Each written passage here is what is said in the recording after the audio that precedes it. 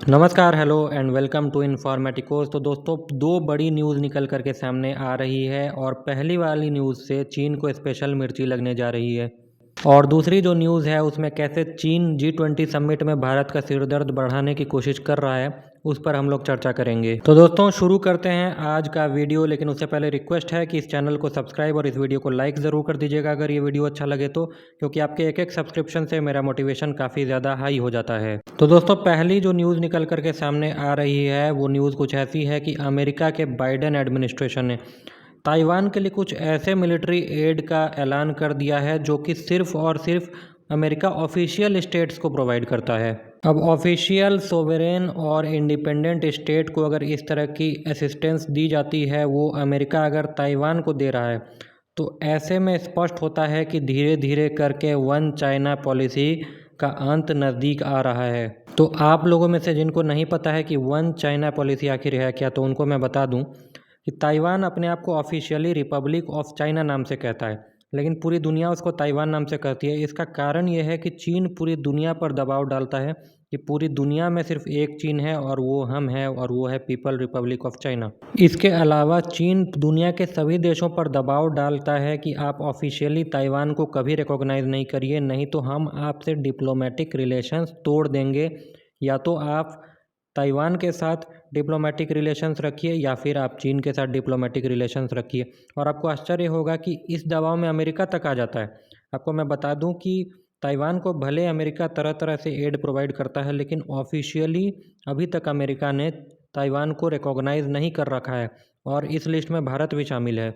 Comment में आप सभी मुझे ये बताइए कि जिस प्रकार से चीन ने अभी भारत को तंग किया है, अरुणाचल प्रदेश को अपना हिस्सा बता करके एक नए मैप को जारी करते हुए, ऐसे में क्या भारत को चीन की इस कमज़ोर नस को दबाते हुए ताइवान को एक इंडिपेंडेंट देश के रूप में स्वीकार कर लेना चाहिए, ऑफिशियली रिकॉग्नाइज कर देना चाहिए या नहीं?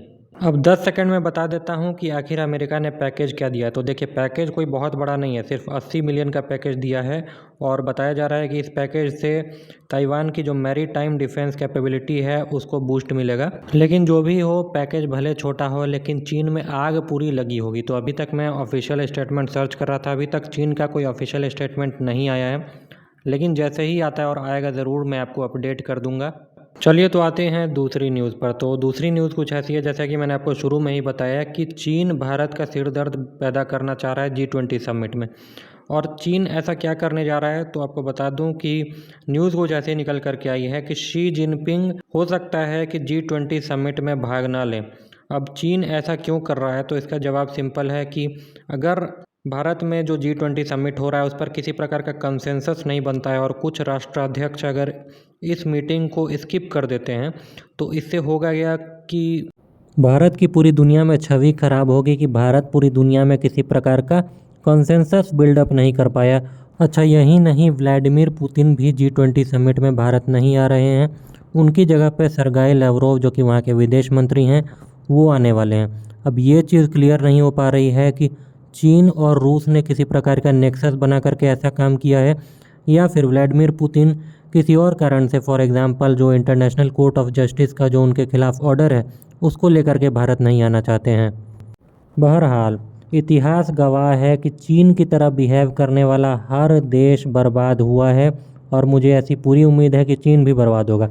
ऑलरेडी चीन की इकोनॉमी काफ़ी ज़्यादा डाउन जा रही है और आपको अच्छे तरीके से पता है कि ध्यान भटकाने के लिए शी जिनपिंग इस तरह की टैक्टिक्स इस्तेमाल कर रहे हैं, तरह तरह के, कभी ताइवान को धमकाना, कभी नया मैप इशू करना, जबकि ऐसे मैप कई बार चीन इशू कर चुका है। तो हर बार नया करने का कोई इशू बनता नहीं है। कहने का मतलब है कि बार बार लोगों को याद दिलाना चाहता है कि देखो, तुम लोग युद्ध के लिए तैयार रहो, तुम लोग आपस में लड़ो नहीं, तुम लोग बैंकों पे चढ़ाई मत करो, क्योंकि आप सभी कोई जान रहे हैं कि वहाँ की जनता बैंक में जा कर के लाइनें लग रही हैं। इसका कारण यह है कि काफ़ी सारे बैंक चीन में डिफ़ॉल्ट कर रहे हैं। अब यही दो न्यूज़ थी। आप अपनी राय कमेंट में ज़रूर बताइएगा कि चीन का जवाब भारत को कैसे देना चाहिए, और अमेरिका का जो पैकेज मिला है ताइवान को, उसके बारे में आप क्या सोचते हैं, और क्या आपको लगता है कि वन चाइना पॉलिसी का अंत नज़दीक आ गया है। मिलते हैं अगले वीडियो में, तब तक के लिए जय हिंद।